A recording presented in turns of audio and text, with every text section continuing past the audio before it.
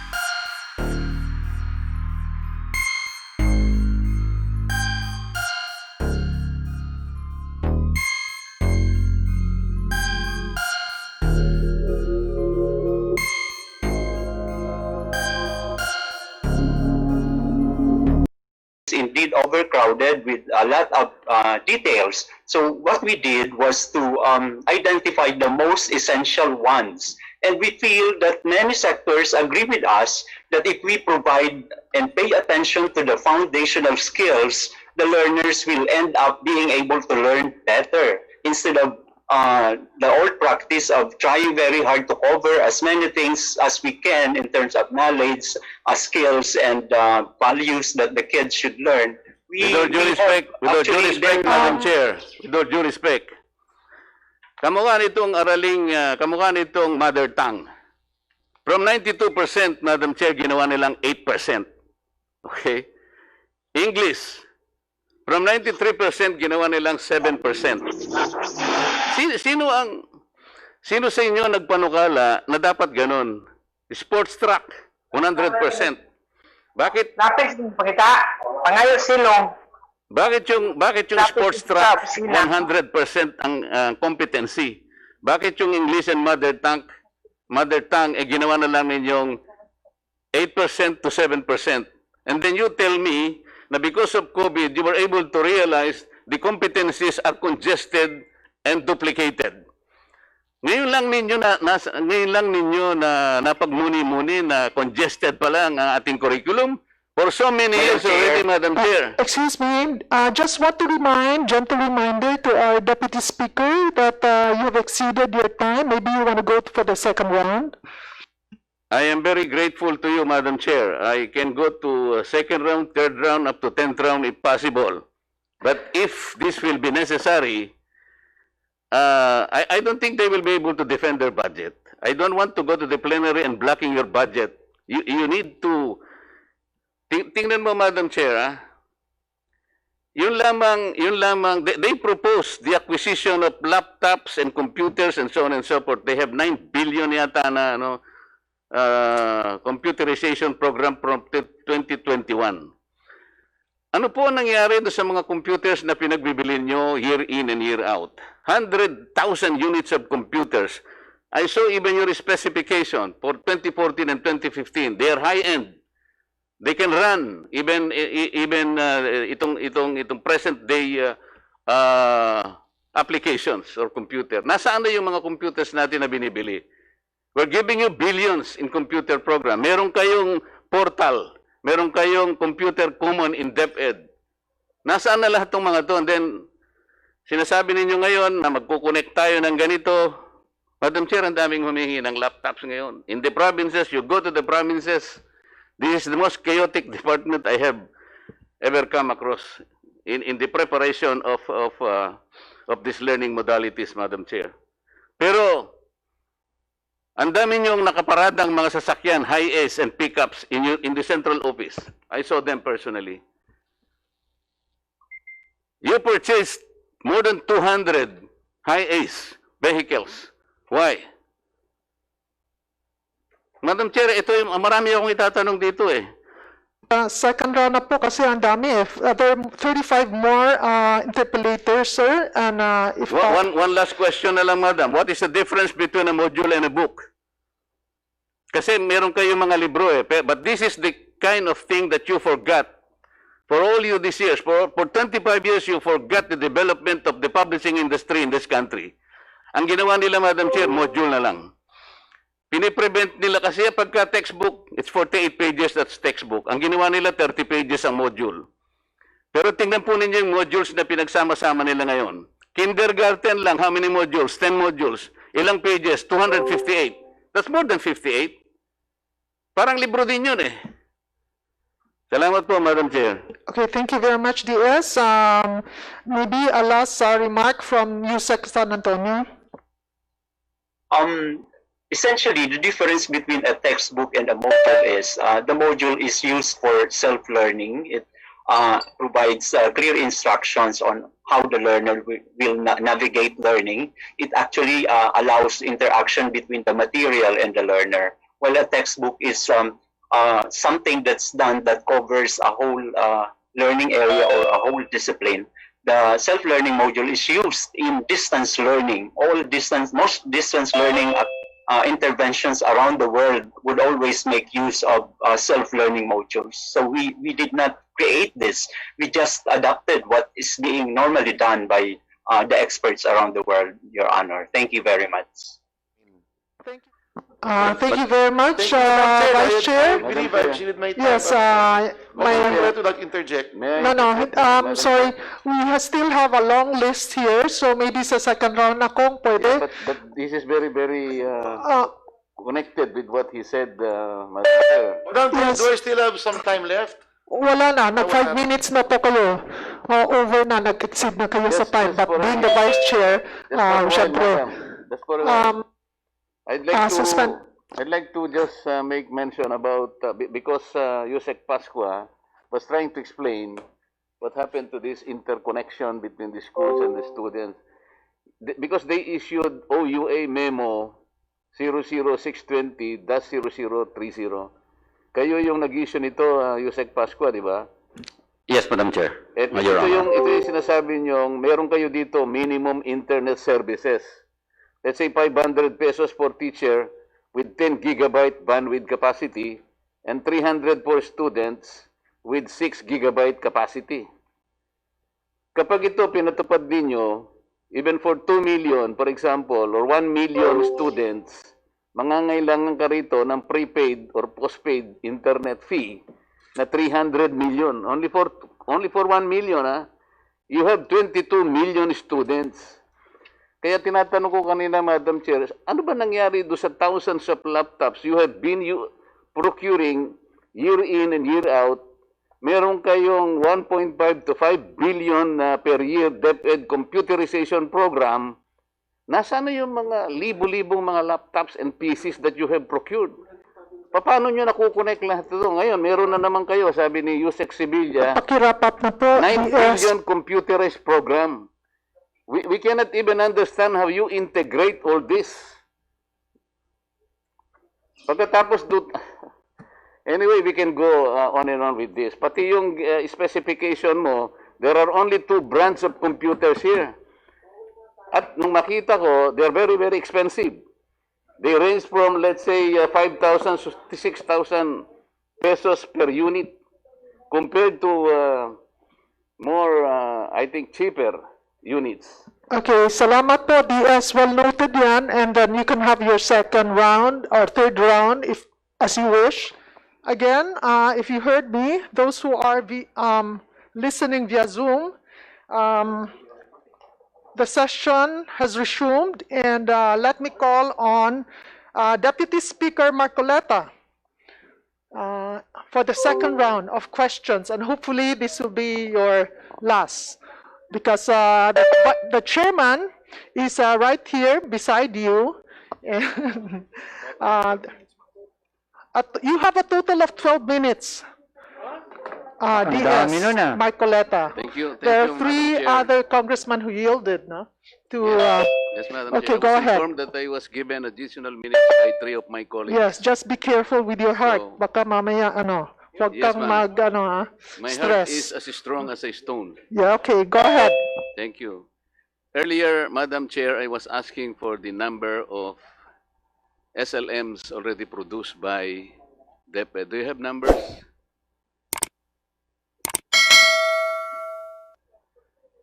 That was 3 hours ago. Yeah, it has, can you please rephrase or repeat your earlier, Because they're Question. supposed to deliver these modalities and strategies, Madam Chair. I was informed that one of these strategies is the modular system, which is the SLMs. They call it self-learning materials. So considering that there are 22 million public school enrollees today from K to 12, I was only asking earlier, but that was 3-4 hours ago, how many SLMs or modules have they produced so far, Madam Chair? So do they have the numbers now? go ahead, Yusek Ann. Yeah, Madam Chair, Your Honor, the production of self-learning materials is by region, by division, and by school. So if we can request our USEC for curriculum and instruction, and the USEC in charge for planning, because they are the ones who have the numbers and the monitoring for such, Madam Chair. Are we made to understand, Madam Chair, that you don't have the numbers and you still have to ask for the regions to supply you? Why so? It should be a concerted effort. This is supposed to be the central office. I believe the central office initiated the production of this, and the others will be produced by the regions, the divisions, and the schools. What about at your end? What did you do?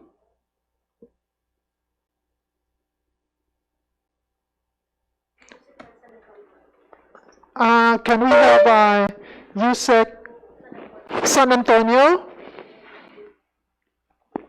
USEC San Antonio? Madam Chair, if I Yes. rely on Yes. your section, Antonio, I think he said earlier that there is something like 59%. Was that his, I don't know if that is the correct estimate that he say. Sabi niya, Madam Chair, 59% na na-produce, meaning to say, kalahati ng 22 million na-produce na. So, am I supposed to assume that about 10 million SLMs have been produced already based on the representation of USEC San Antonio? Importante po kasi ito, Madam Chair, because October 5 na po ito. If Deped cannot even guarantee a ratio of 1:1, kasi sabi nila kanina, well, by far probably 2 students or 2 enrollees will probably share 1 module. Even on that basis, Madam Chair, I think I have gained my right to know. The ibig sabihin yan, kahit kalahati nga lang eh. Kahit na 5 million lang, kung 2, halimbawa, ratio is 2:1. Kasi sabi niya, 59% lang ang na-produce. Pero totoo ba yun? You have to be very candid with us. Totoo ba o hindi? Because in the ground, Madam Chair, in Tarlac more particularly, nakakaawa yung mga teachers. Kasi po kami ang nandun eh. May nahinga po ng laptop, ng computer, ng risograph, ng photocopying, ng tinta, ng papel. And so, if this is the kind of approach, kasi sinabi nyo dito sa inyo, napakaganda eh. O, babasahin ko na po sa inyo. Major adjustments are being made at the central and field levels to enable Deped to deliver distance learning at a magnitude never done before. Eh, magaling lang naman kayo sa paggawa ng ganito eh. Never done before. I'm assuming, Madam Chair, that they started in a very fantastic fashion. Totoo yun, COVID-19. But per your admission here, it was not only COVID-19 that triggered you to streamline the competencies. Ang sabi rito, even 2 years ago at the prodding of the very Secretary of the Department of Education, 2 years ago, sinabihan na kayo to streamline the competencies. That is why, ang akala ko preparado tayo. Pero yung unang tanong ko lang, Madam Chair, nobody is daring to answer. How do you know that by streamlining the competencies by 60%, ang natira na lang is 40%? How do you know that the quality of education is still there? Pagkatapos wala pa yung modules. Can you imagine, Madam Chair, what kind of quality of education do we expect now sa ating mga kabataan? Binaba na nga nila yung sabi nila, this is the most, tawag nila MELCs. Most essential learning competencies, or MELCs. From 100%, it went down to only 40%. Sinong gumawa nun? Is it Deped? You have a partner by the name of Assessment, Curriculum, and Technology Research Center. What is this center, Madam? Okay, USEC San Antonio? Yes po. Go There are ahead. several questions. So yung quick answer po sa Assessment, Curriculum, and Research and Technology Center is a center based at UP Diliman. I guess it's funded by the Australian government that has been providing technical support to our teams in the review of the curriculum the first phase of the curriculum review has been completed. This was the review of the intended curriculum. As mentioned po by Congressman Marcoleta, the process of reviewing the curriculum was already taking place prior to COVID. And Can we what start helped with the us number? identify Can we start with the numbers of the modules? competencies, the most essential learning competencies. I want you is to the start. initial output of Excuse me. Excuse me. the study po. I want you to start supplying us the numbers of the modules that you have so far produced. As mentioned po earlier, it's 59%. Our target for Where are printed these? self-learning modules is Where are these 59% 59% modules? of the enrollment. Teka muna, So, teka it's muna, teka muna. 59% of the enrollment. Nasaan yung mga 59% na modules na na-produce na ninyo? Where are these? I want to find out. I will be mentioning po the divisions that have reported to be on time in their process of reproducing the modules. I'll just retrieve my file. Baka magkamali ka, Your Honor. Yusek. Interlock, for example, I will tell you, napaka-ingenious ng mga tao doon. Did you know that they did not even wait for your modules? Gumawa sila ng sarili nilang learning materials. They call it Project Simple. Meron silang mga ginawang indigenous na mga materials. At pagkatapos, sinuportahan sila ng LGUs. Madam Chair, I want to report to you that in Tarlac, there are two divisions, the Tarlac City Division and the Tarlac Provincial Divisions. Nakumpleto nila ito with only 20 million pesos. Okay? Na-identify nila yung sector that are connected. Meron silang IT, may laptop, and so marami silang pinagkuhanan na tao, including us. So yung 80% na lang ang susuplayan nila ng modular materials. They were identified that. So marami na. Kaya yung dinownload din nyo na 79 million, pinag-iisipan pa nila kung gagawa pa sila nung modules ninyo. Kasi magkakadoble-doble na ang gagawin nila. So this is how erratic and I think chaotic the start of Deped. So paano sasabihin mo, Yusek, na kayo ang ikaw ang tagapangulo ng curriculum sector ng DepEd. Bakit di-delegate niyo sa isang grupo sa UP ang paggawa ng curriculum? You cannot delegate something that was already delegated to you. That is your primary function. Paano natin nalaman na yung 40% na streamlining ng competencies, yun ang correct na volume na dapat lamang napag-aralan ng taong, ng bata ngayon, during COVID. Paano natin ma-justify yun? Madam Chair, let me reiterate that it was not entrusted to the RC. They just provided technical support. The effort in reviewing the curriculum was undertaken by the Bureau of Curriculum Development, and we utilized certain criteria. The most important criterion used in determining which learning competencies would be retained is endurance. When we talk about endurance, these are the competencies, skills, knowledge that a child needs for him or for her to be able to acquire, to be ready to learn more in terms of the challenges of learning the things that are supposed to be learned in the next grade. So we had some considerations in doing this. The reason why the most essential learning competencies has been reduced is there were those that were merged.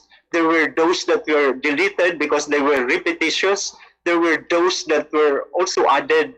And again, just to point out, Madam Chair, that the effort was not given to anyone else. We just enjoyed the technical support of an agency that is supposed to provide help to us. I think, Madam Chair, it's okay for the Department of Education to utilize the expertise of people around us. We don't claim to be the experts. We always interact with the stakeholders and we recognize their support. In certain aspects of the things we do, we also collaborate with PNU.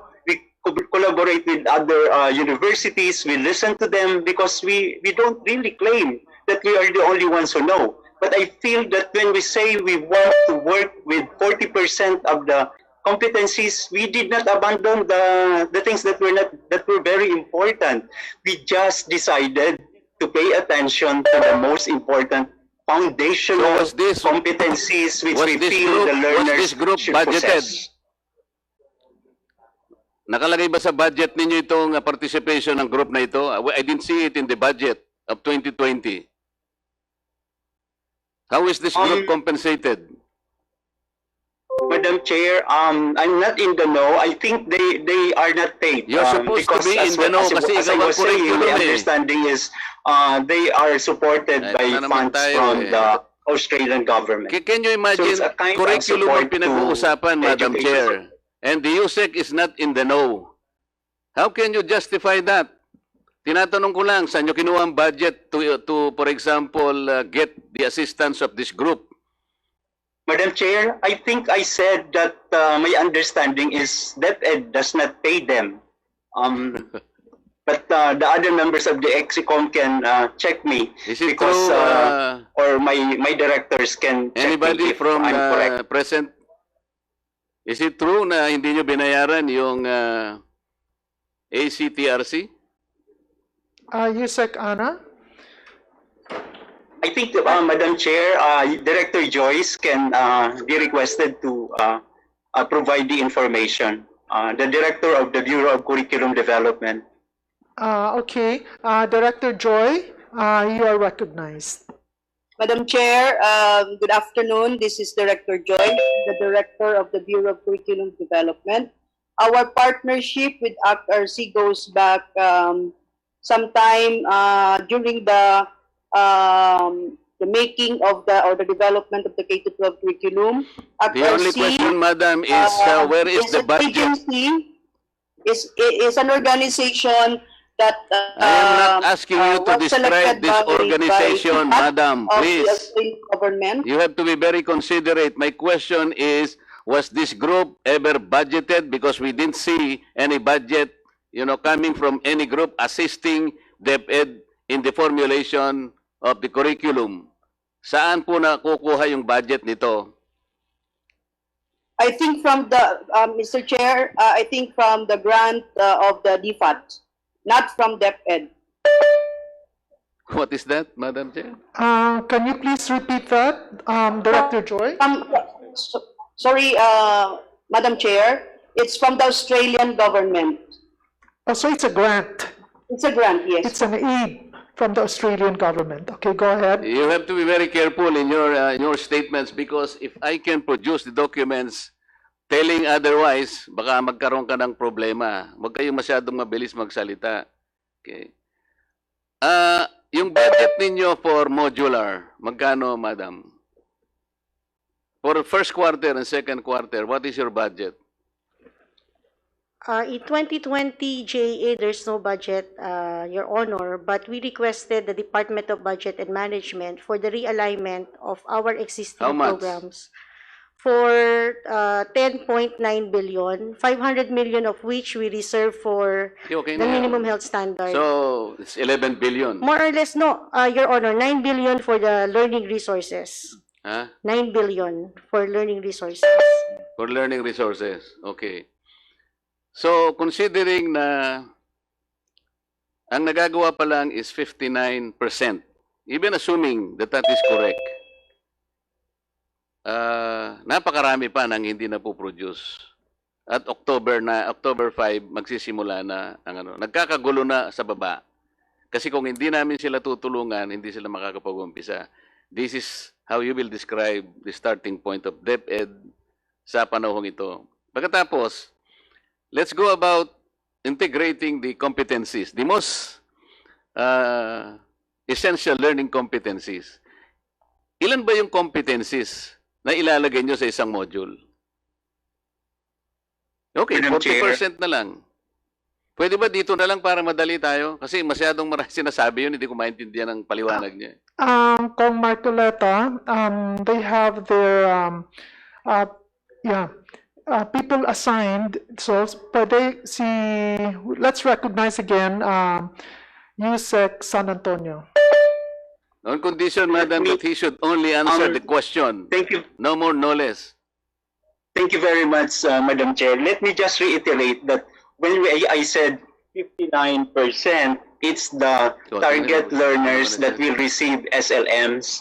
When it comes to the status of the preparation relative to the reproduction of SLMs, our tracking indicates that as of today, 77.57% or 166 out of 214 schools division offices have reported to be on track. When we say on track, they are more than halfway in terms of reproducing their self-learning modules. And 48 out of 214 schools division offices are still we consider them progressing. They are not yet halfway in the reproduction. Let me also inform the Madam Chair that NCR is now proceeding with the distribution of the self-learning materials, printed self-learning materials for the learners in NCR. There are also regions that have also been able to report that they are like on track 100% in all their divisions, like Caraga, Region 2, Region 4A, Region 4B, Region 9, and Region 12. This is according to the reports submitted to us by the regional offices. Madam Chair, I have a problem with the way this USEC is answering. It's too long and it is not even responsive. I am only asking how much is the budget for the SLMs? Bakit hindi ka ba sumagot kung ano lamang ang tinatanong sa'yo? Because I really wanted to know if this is the kind of, if this is how the way you produce the materials. Can you imagine, merong nagre-risograph, merong nagpo-photocopy, there is no definite, there is no standard way on how you're supposed to produce this, on how you bind this. Paano nyo iba-bind ba ito? Ilang bang competencies per student from K to 12? How do you intend to do this? Ang dami mo kasing kinukwento eh. But we are confused kung paano kayo mag-start. For example, ayaw nyong gumawa ng libro. Gusto nyo modules. Okay, nasa sa inyo na yan kung gusto nyo gawin nyo. Yung K, yung let's say K, ilang competencies ba 'yon? Let me Go ahead. San Antonio, yung kindergarten, first quarter, ilang modules ba 'yon? sorry, Madam Chair, I've not memorized all the numbers. I'm not very good in memorizing numbers. But my ASE can help me provide Alam mo, the exact numbers kindergarten, requested by 10 ang modules. Marcoleta. And the total pages, 258. Madam Chair, alam mo ang problema nila? Kasi ayaw nilang gumawa ng libro. Kasi sinabi namin, you forgot the publishing industry. Noong pa, 2 budgets ago, sinabi ko na sa kanila, mali ang ginagawa ninyo because under 8047, NBDB should be the one guiding the private sector publishers to produce all books. Hindi na kayo. Wala na kayong authority gumawa ng libro. So what they decided, okay, gumawa ng ibang kaparaanan, hindi na raw libro to, Madam Chair. These are modules already. Because a textbook under the UNESCO standard should have at least 48 pages. So yung modules nila is 30 pages. Okay? Pero kapag pinagsama-sama mo, for example, yung kindergarten, 10 modules, 258 pages to. It's more than a textbook. Hindi gumagawa din kayo ng libro. Bakit ganito? Bakit ganito nangyari? There is no more guidance, Madam Chair. Their budget is 9 billion. Let's say 9 billion for the first and second quarter. Paano nyo pinroduce?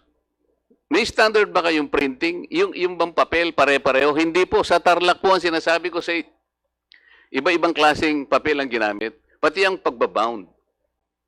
Ngayon, kung gagamitin po yan ng estudyante, for how long that this student or pupil or learner will be able to take advantage of this one module nang hindi niya masisira, like a book.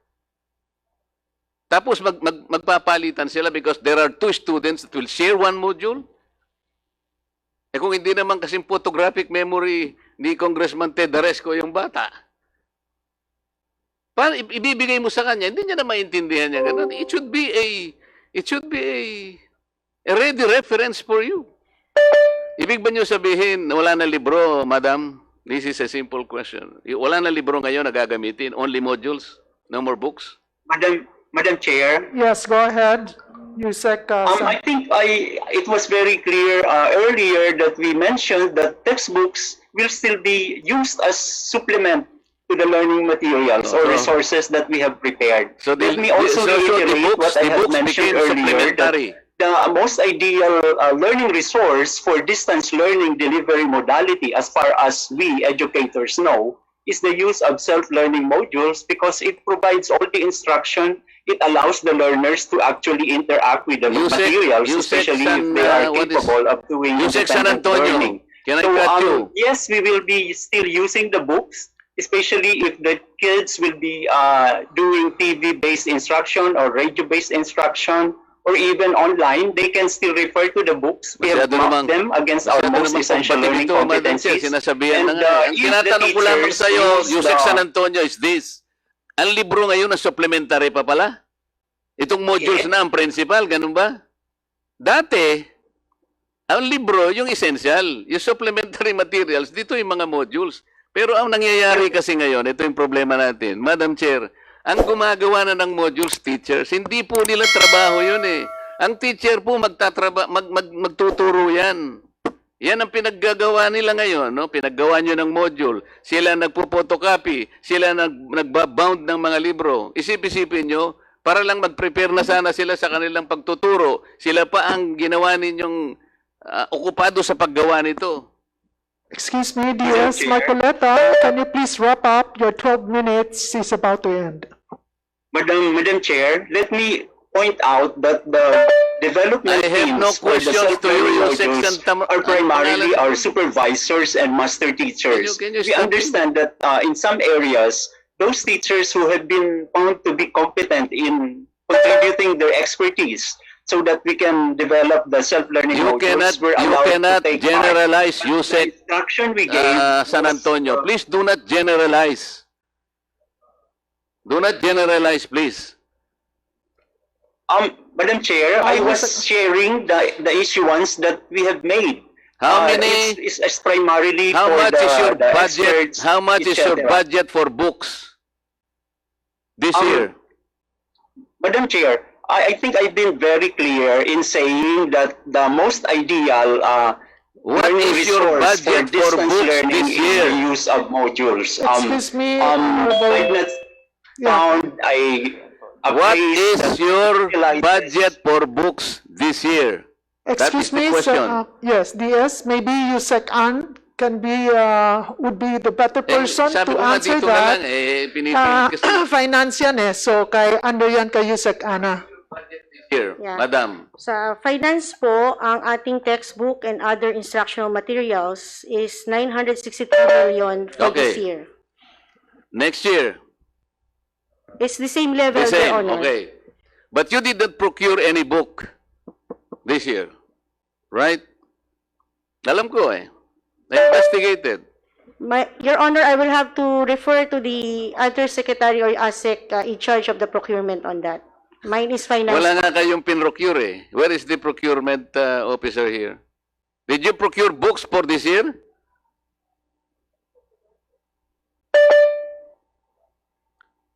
So, ito Madam Chair, pinipilit na naman itong USEC na ito na gagamitin daw ang libro. Wala nga silang pinrocure na libro ngayon. Ganito ka-chaotic, walang kaplano-plano. Magaling lang sila doon sa paggagawa ng mga ganitong write-up. DS, your time is up, but just make your last statement before we move to the next interpolator because we still have the DICT. Kasi I cannot connect this, Madam Chair. For example, yung sa mga laptop, yung computerization. I started initially earlier, sinasabi ko kay Yusek Pascua, yung iyong circular 620-0030. Ano bang nangyari ba sa yearly nating computerization, yung e-classroom natin, every year, meron tayong procurement ng napakaraming laptop, ng PCs, and so on and so forth.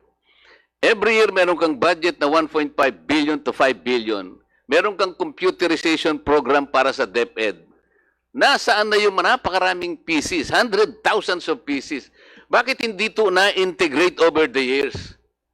Hanggang sa gumawa ka pa uli ng circular, okay, sinabi mo rito, this is the specification for the procurement of PCs. Ang iyong circular mandates only 2 brands. Pati yung specification niya, iisa lang ang color. Madam Chair, can you imagine that? Napakamahal nitong it's an average of 5,000 to 6,500 per unit. Hindi siya ordinary.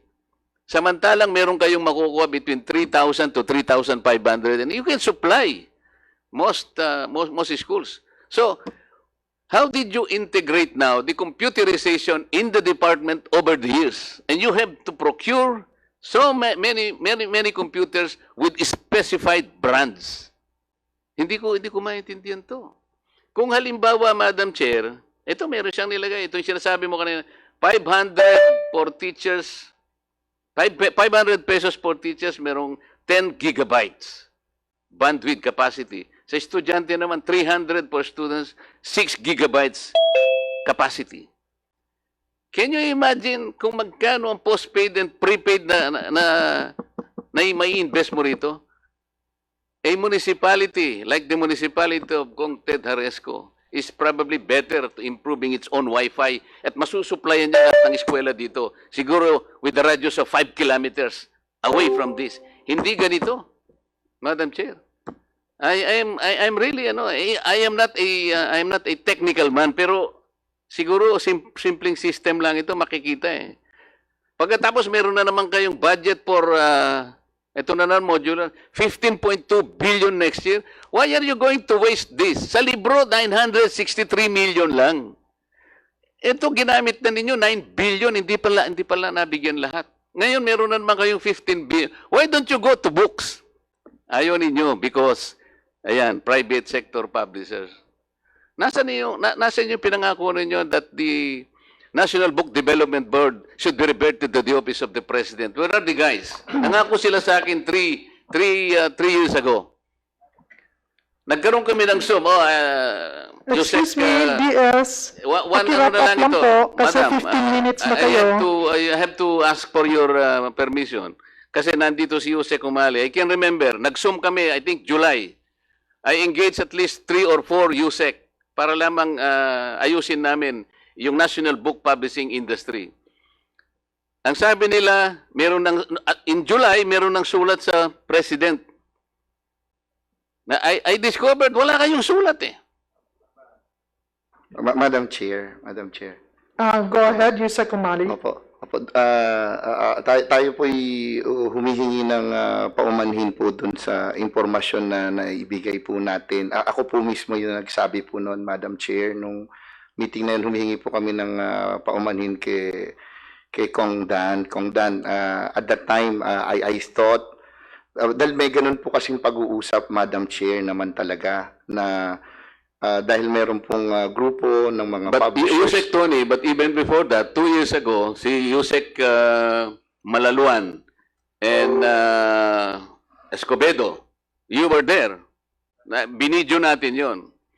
You promise that you will take actions na i-request natin na yung NBDB will be reverted back to the office of the President. You were there. Pagkatapos, pinangako mo na yung Volume 5, which ngayon is trying to override even 9184, hindi po pwede yung Volume 5. Sabi nyo, aaralin ninyo. Pagkatapos, nangako pa kayo na you will look into yung libro na ni-request ng isang congressman para gamitin. Okay? Na hindi dumaan sa bidding. So, kahit sino palang congressman na medyo malakas sa inyo, pwedeng sumulat, magano ng libro, okay? Papayagan ninyo kahit walang bidding.